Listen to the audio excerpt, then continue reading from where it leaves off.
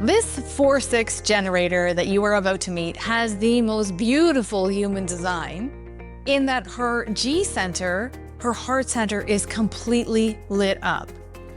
Meg's one of her favorite sayings is, "I love love," and she actually loves love by design.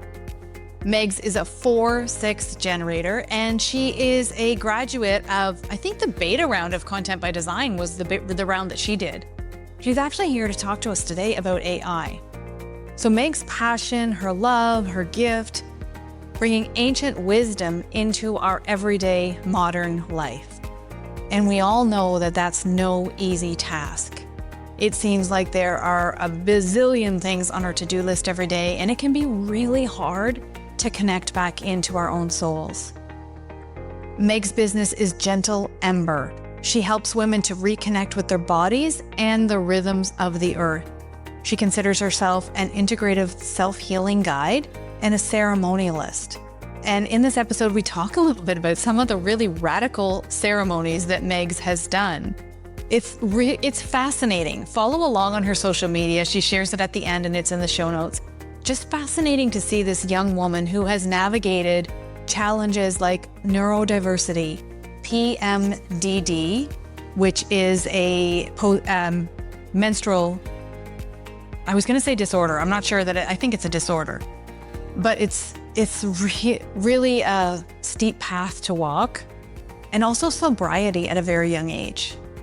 And this is the point in Meg's journey where I came on board with her and got to know her through her sobriety journey. And as a very young soul walking this path, she has done great things, and she will continue to do great things in the world.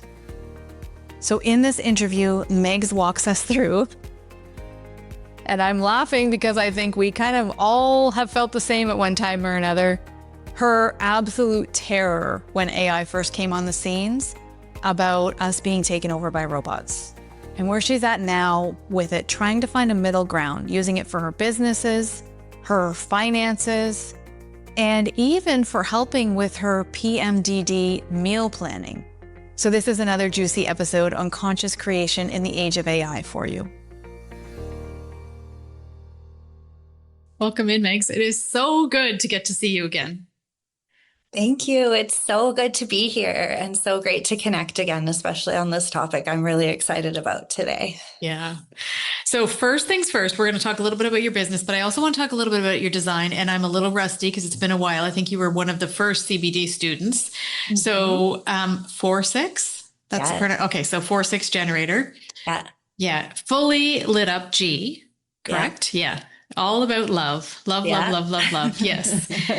Yes. So what do you do now? What's your business now?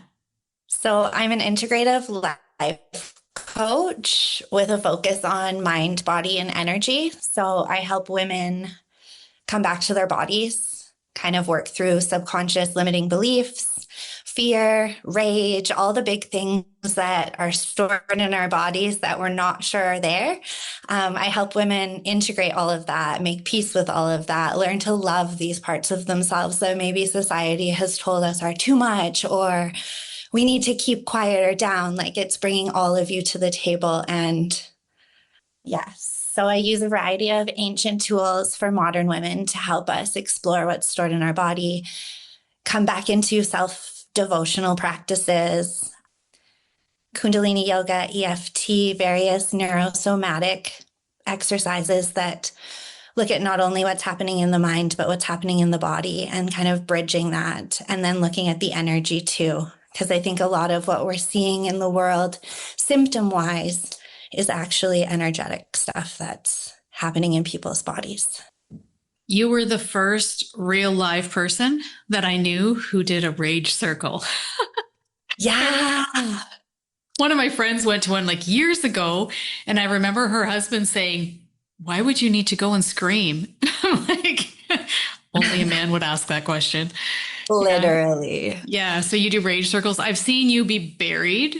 Yes. That freaks me out a little bit. Being buried. About once a year, I do a burial ceremony for myself just to lay to rest all the parts that are no longer in alignment. I think as women, especially, we go through these continuous death and rebirth cycles. And when we try to hold on to who we are and what we've become comfortable with, that's not really serving. When we can just let go and be like, oh, this part of me really wants to die right now. Like, great, let's lay in the earth and be held by our great mother. And there's something about just like bringing dirt over top of you and just that weight of like being held, that it's unlike anything I've ever experienced. But I've also had this like deep fascination from a very young age with the idea of death and rebirth and like, where do we go afterwards? And not in like a dark way, but just this curiosity. So to be able to give myself that, I'm like, oh yeah, my inner child loves this. So interesting. So that might be a good bridge into AI. Have you asked AI what happens after we're gone by chance?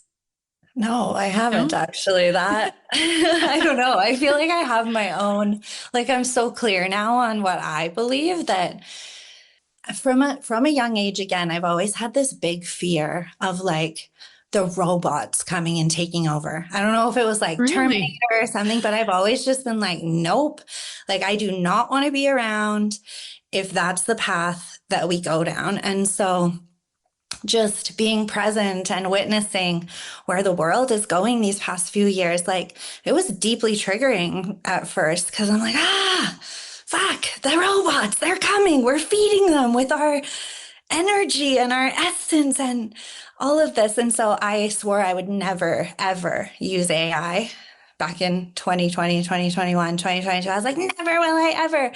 And I've definitely softened on that since. Because I don't know, as humans, I think we're in this society and this stage we're at, we're being asked to output so much more than like our human bodies are capable of. And I don't like to keep up with the rat race or anything like that, but to be a business owner in this economy, like you got to show up, you got to do the things, you got to make the posts, you got to use your voice. And so I think AI can be used to help us in that capacity to repurpose things and help us in that regard. And I'm also very conscious of like, okay, I don't want to give away my power or give away my sovereign thought or my curiosity or my all of these things that like I believe as humans, these serve us. Like we're supposed to be curious. We're supposed to question things. We're supposed to have our own creative process that comes from within our hearts and our bodies, not through a robot and a computer. So what kinds of things do you use AI for in your business? I've used it to help me. Like I like to write a lot of my own, just like things, and I'll have an idea of like, oh, this would make like a really great series of content. And so I'll take my writing and put it into AI and say like, hey, as my social media manager, keep this 95% my own voice and my own tone and help me expand this across these platforms and repurpose it into like more than what it is. And so it's still myself, my voice, my message, my tone, but it's helping me. My brain works in like ADHD brains, attention dialed into higher dimensions, I like to call it. And so to do with the strategy and all the business and the logic things, it's challenging sometimes.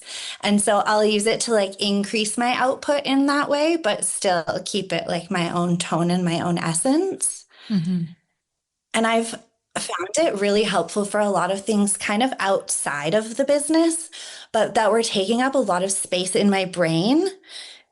When I can use AI for those certain things, I find I have more capacity to be in my creativity, if that makes sense. So what kinds of things are they? So for example, I found out probably 5 years ago about PMDD, premenstrual dysphoric disorder. And so it's related to our menstrual cycles, and it's basically PMS on steroids, like rage, dark thoughts, low energy, cravings, mood swings, all these different things. And unfortunately, our medical system likes to just treat everything with a pill. And that doesn't fall in line with my values. So I've tried to understand, like, how could I eat to like really nourish my body through the 4 phases of my cycle? Like, what would that look like? Seed cycling. Well, how much protein should I be eating? Tell me about my hormones. How is this various food affecting my hormones? So I've kind of used it as like my own nutritionalist guide or stuff like that. And then it comes up with, like, I've learned so much just about hormones and the female body and our cycles. And you need to train it sometimes too, because at first it would just spit out things that I had kind of been told by the medical industry. And I'm like, no, this is the value system we believe in. Like, let's go natural, let's go holistic, like, let's bring this into it. But it's gotten to the point where it can make like a shopping list and like meal preps. And so you're not sitting there, like, my brain doesn't do good with like the logistics of all of these things sometimes. So when it can just pull up like a shopping list for 4 weeks and like all the batch cooking and all of these things, I'm like, great. I don't have to sit there spinning my wheels trying to figure this out. I can now be in my creative process, or I can be doing the things on my computer from a nourished place, knowing that I'm fueling my body in a way that like feels good for me. What I want is ChatGPT to actually cook the meals for me. Go to the grocery store, get the stuff, bring it home, cook it. Yeah, that's the next step, I'm afraid. Yeah. But that I would welcome with open arms. Come on in. Yeah. But then do we have robots in our houses? Like, I don't know. That's part of my fear. I'm like, what if it gets pissed off at you one day? And like, I don't know. Yeah. Yeah. I don't know. The cooking for me thing is a big draw though. That would be like, yeah, a game changer. Yeah. Let's hold that vision. So what kinds of things did you program it with for your hormones? I just told it about my cycle, and like with PMDD, I've figured out at what times of the month my estrogen or progesterone levels fluctuate. And I've just shared like my symptoms, what I'm moving through. And yeah, I've also shared like, these are the herbs that I use. And these are like, I'll put in there, this is what I'm currently doing. Help me strengthen this, or what am I missing? It's really great too. I've asked it like, this is what I see this situation to be like. And then from the lens of this, like, what might I be missing? I did that with my human design actually a little bit. Yeah. Yeah. Yeah. Cause I think you said you put in your human design, your astrology, and maybe something else. Did I miss something? I think those were the main ones. Okay. Yeah. Yeah. And then how does it help you with those? Well, I'd say like, based on my conditioning, my conditioning as a generator, and I don't know, some of like what I know my limiting beliefs to be, or what I know some of my fears are, like, what might I not be seeing in regards to this opportunity or this offer that I'm creating? Where are my blind spots? Where, just like from the lens of a financial advisor, like, what might I be missing? Because we all know numbers in this brain are not real, but they matter in this world. So it can help us in those places I've found where it's maybe not my strength, but it's like a necessary thing. And so when you're pulling your human design, your astrology, and are you using that for content creation specifically? Have you done that? From the Content by Design course, I learned all about Mercury, for example, like where that's in the human design, how you can be talking to your audience better. And so I've definitely pulled some of those things through and said, based on this being here, how can I improve my messaging so that it lands with this type of person? Or this is what I'm saying to these people, like, what am I missing? Or what might I not be seeing? Or what do they need from me? Like, just little things like that. Yeah, I love that. And you were talking about something about putting it all into ChatGPT and keeping it 95% of your voice. And my question was like, Meg, do you still have 12 posts in every one post? Does ChatGPT have to say to you, you've got too much here? Probably, yeah. Yeah, it's still, because I'm still like, I can see there's the conciseness is like, well, I noticed you said, I put this in for a series, and I'm like, oh, right on. She's now using it as a series because you had so much content pouring out of you all of the time. Yeah. So I think ChatGPT sometimes can be used to kind of rein us in. I'm same. I have all this stuff coming out of me all the time. It's like, I need to kind of like simplify slow my roll. Yeah. Yeah. Cause I'll write a piece of work and I'm like, read it like Vickie would. Oh, wait, there's 15 posts in here, not one.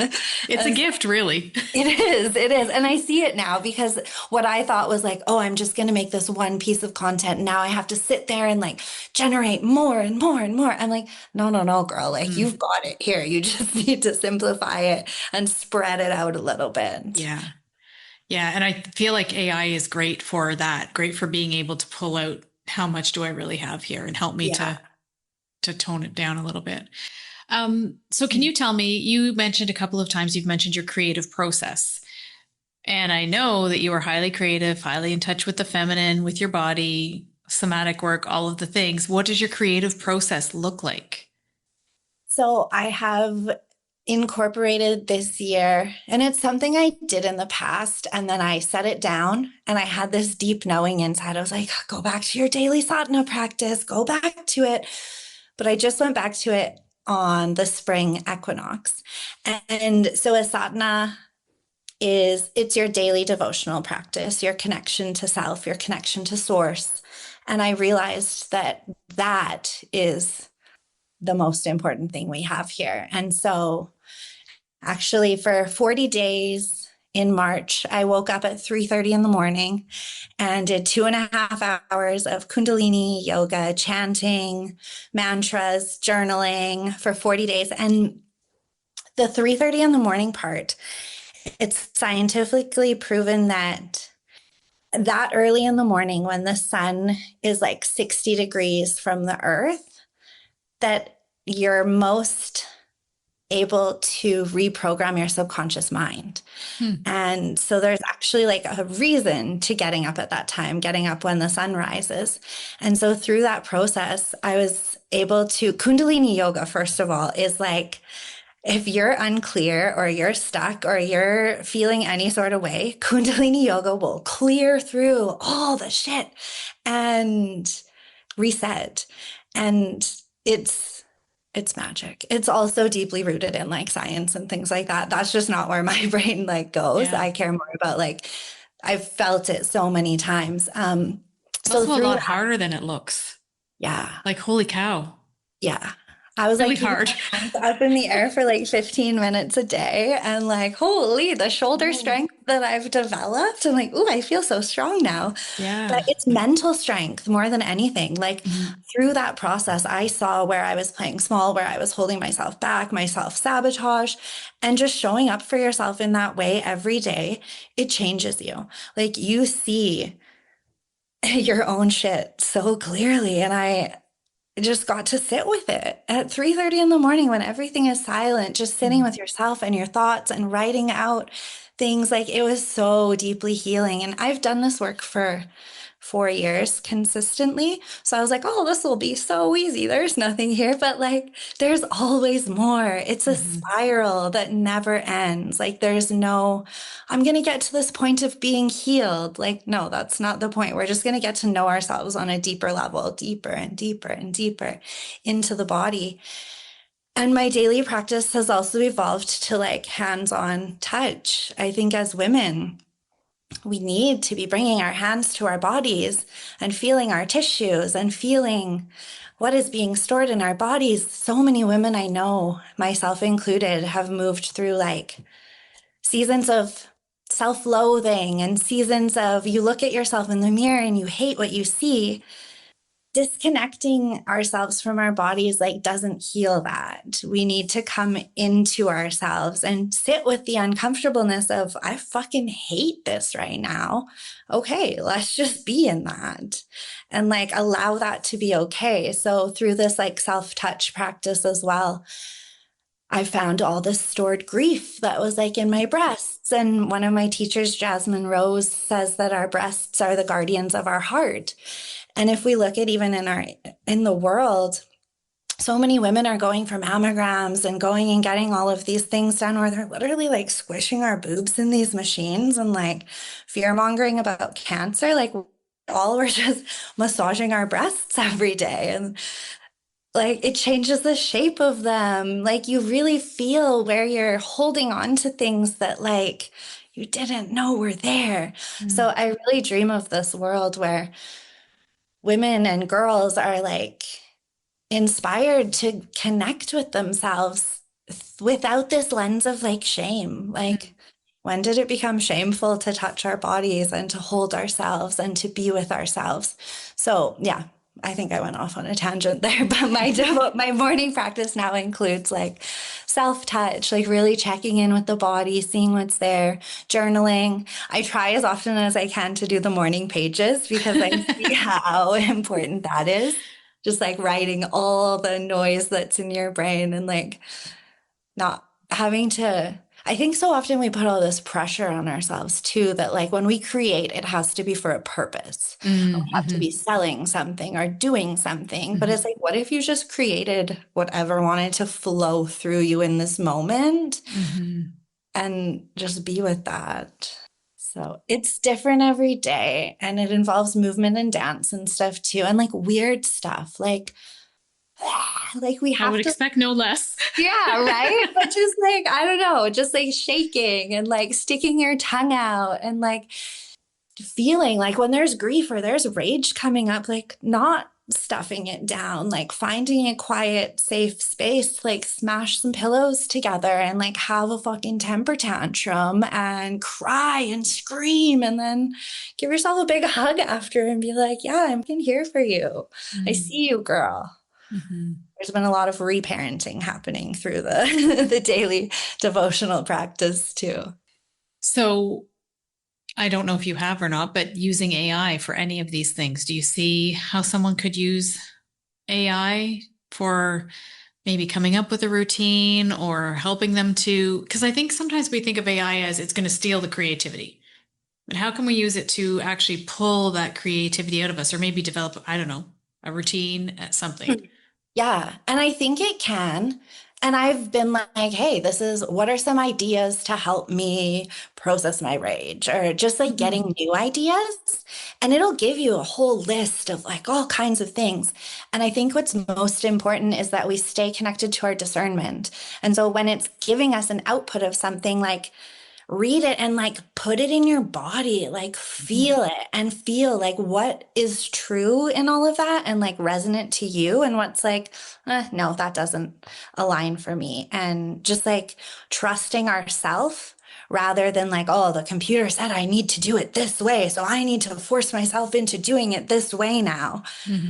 So how did you get from being afraid the robots are going to take over to using it to help you with your premenstrual stuff, with your meal planning, with your finances, using it for posts in your business? How did you go from one extreme? You're not really at the other extreme, though. I know you said you see other extremes with it, but you're kind of in the middle ground now, I would say. Yeah. What changed? Honestly, I think I changed a little bit. I've noticed on my journey, anytime I'm like hard on something, like deeply triggered by it and like, no, I'm like, wait, there's probably a little bit of something in there for me. And so just being with the fear too of like, okay, yeah, this could go down the path of like Terminator, the robots, but is that likely right now? No. And then I was also fearing something that I had never actually tried before. And so I was like, I can sit over here and have all these judgments and these perceptions on what it is and what it isn't. But until I actually like experience it for myself, I'll never know. And I think talking with Andrea, like way back in the day too, like, cause I really respect and value her opinion on these things too. And then I heard that she was using it in ways that were supportive of the business and we're very aligned on our values and views of the world. So I was like, well, if Andrea thinks that there's a little bit of safety in it, then it must be a little bit safe. So I was like, let me just bring our listeners up to speed here on who Andrea is. So Andrea is, my oldest daughter. She's an OBM, online business manager. She's the community manager in Content by Design and works a lot with clients who are using AI, and she's using AI for her clients, just so that our listeners know who she is. And yeah, she has a pretty good head on her shoulders about this stuff. Yeah. Yeah. So as soon as because she's also told me in the past, like, protect your passwords and like all the like stuff on the internet. So I'm like, Yeah. I very much value her opinion. Yeah. And she's like, well, maybe it's not actually that bad. I was like, oh, okay, let's try Time to it. take a look. Yeah. And I can't remember where, but I remember gate 15 being a theme in your design. I can't remember if it was because of the placement or because it repeats, but I remember you having a lot of conditioning around extremes. And Oh, you yeah. tend to be someone who goes to extremes, but that's how you're designed. Yeah. Me I too. find Me too. groundedness in the extremes. Yes. Yeah. Mine is my unconscious Mars and my conscious Mercury, I believe. I should know my own chart, but yeah, it's a theme, and it really is a thing when you see things and you have such a visceral reaction and you are drawn to such extremes in rhythms and in patterns and in all of the things. So yeah, I get it. Yeah. It doesn't surprise me that you went extreme. Right.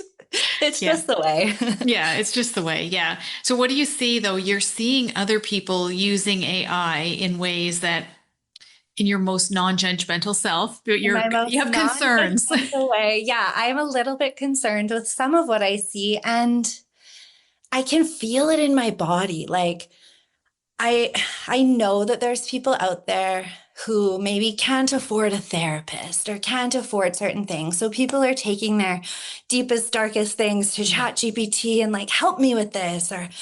And I get it. And on some other level too, I'm like, oh, you're not talking to a person. Like you could have heart-centered connection with a real person. And like, I feel everything so deeply. And because my G center is so lit up, like I feel love of humanity and people. And I'm like, there's nothing better than genuine, authentic, real human connection. Mhm. And I value that so much more than anything. And I've even had experiences with people in situations that feel a little bit elevated or heated, or there's an element of conflict. And I really believe that conflict can bring people into deeper understanding, to deeper connection when it's handled in a way that's respectful and like gentle. And I've had situations with people where I've shared my genuine heart, and I'm met with this response that when I'm reading it, I'm like, oh, it's so perfect. Like, ew, there's like a in the pit of my stomach where I'm like, this isn't genuine. This isn't true. This isn't their voice. This is coming from a robot. Yeah. And at that point, I'm like, well, I'm not going to engage with a robot because, again, that goes against my value systems. So I'm saddened in a way for humanity in the sense that people think that talking to the robot in the computer is on the same level as talking to a human with a beating heart. Mm-hmm. And so that's the piece that concerns me a little bit. And when you look at social media too, I'm like, oh, we're all just saying the same thing in different. Yeah. It's all just a regurgitation of, I'm like, where's the trueness? Where's the realness? Where are the people? I want to feel people's hearts. Mm-hmm. And I think that you are not alone in that. I think that over the next little while, and I could become the village idiot for having these types of conversations over time, as time goes on. But I really think more and more people will crave those soul connections, and people will really, I think that more and more people will crave those soul to soul connections, and that they will, it's going to become easier and easier to differentiate what's real for those of us that are in tune. And I've heard a lot of guests on this series say, I feel it in my body. When I engage with this type of content, when I engage with this type of work, with this type of voice, I have a visceral reaction to it. Or I don't feel anything. I know that it's not anything. And I really think we're going to see that separation of the truth and I'm not saying that we can't all use AI. I think this is an interesting time to be alive. I think that this is an interesting time to dance with technology. My last guest, who I just interviewed right before this, was such a great conversation because she is so excited and she's not concerned at all and she's all over it. And I'm like, I want to get there. But right now I'm still over here in the camp of, I don't know. I feel you. And I also feel so deeply for our planet, our mother, our great mother, the earth in this time. And my values are just so deeply rooted in nature. Like, I believe that plants are the original medicine and that we weren't here to just be these output machines of productivity for money and resources. I'm like, you guys, we fucking lost the point, like, so hard, but that's okay. Like you said, our souls like wanted to be here at this time. But even just looking at the environmental impact of the AI, and we know that there are these rooms, these server rooms that need to be cooled at such a high capacity to keep up with all of the output. And we're living in a time where everyone's really concerned about climate change and carbon tax and all of these things. Yet we're looking at gas vehicles and cows, but we're not looking at like the great things that are, you know, burning up our planet. So I can't help but be like, I ponder and I try my dang hardest to stay in a non-judgmental state, but I also have a big shadow of judgment in my human design too. Yeah. So I'm like, okay, like, so, and that's also what I consider when I'm using it too. I'm like, use it intentionally because it is making an impact on our planet. And like, if she gets pissed off at us, like, I don't know how she's not pissed off at us, to be honest with you. Yeah. I had no idea about the environmental impact before I started doing this series. And one of my guests was talking about it. And I was like, wow. But I mean, I'm same as you. Like, why are we talking about cows? Again, I may sound like the village idiot to some people, but you know, when we've got people flying around in private jets and all of the things, like 100%. It's so freaking crazy. The divide, I don't even know what to call it anymore, but literally being lied to. Like, I'm sorry, but that's the realization that I've come to. I'm like, everything we're being told is a lie. Let's use our discernment and let's unlearn because that's the new way. Yeah. Yeah. And I love how you said, like, to come back to nature. Like we seem to, we've gotten into this rat race. We've gotten, especially as entrepreneurs, it can be very, very, especially as generator types who are entrepreneurs, very, very easy to just keep going and going and going and going and going and going and going. And we forget to come back to our own discernment. We forget to come back to our body. We forget to come back to the earth. We forget that it's really not a rat race. It's to serve. Should I hate that word, but to serve is the goal of our businesses. Yeah. Most of us. So how can we do that and still stay connected with our soul and with each other and use this tool as an actual tool? Yeah. Yeah. Yeah. That's the great mystery right now. Yes, 2025. Oh my goodness. Yeah. Yeah. Well, any parting thoughts on AI, Megs? I really just pray that people can continue to stay in their discernment and stay in their open hearts. And AI is not going to bring you closer to your heart. Like, that's on you. And so, use it intentionally, use it with discernment, and don't give everything to it, you know, keep some for yourself. Like, go put your bare feet on the earth and just take some deep breaths and like be. Where can people find you? On Instagram at Meg Dolan. On Facebook, Megan Dolan. And I'm currently working on starting a YouTube channel for guided meditation. So that's something to look forward to in the future. But those are the places for right now. Okay. I'll link those up in the show notes so that folks can go in and find you to, there's really neat things that Megs does on her socials. Like when you see her being buried alive or doing a rage ceremony or womb healings or Reiki, it's just really neat to follow along and see you using your tools. Yeah. Thank you. Yeah. Everyone's like niche down and I'm like, I will not be put in a box. So here we are. Here we are. And you're doing okay. Yeah, exactly. Yeah. Well, thank you for being here, Meg. Thank you for having me, Vickie. I appreciate you so much.